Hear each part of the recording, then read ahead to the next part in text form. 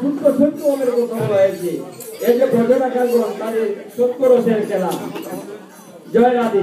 পঞ্চরসের মধ্যে একটা হলো সত্যরস, শান্ত সত্য দাস্য বাৎসল্য মধুর। এই পাঁচটি রস, এই পাঁচটি রসের পাত্র কারা কারা হলেন?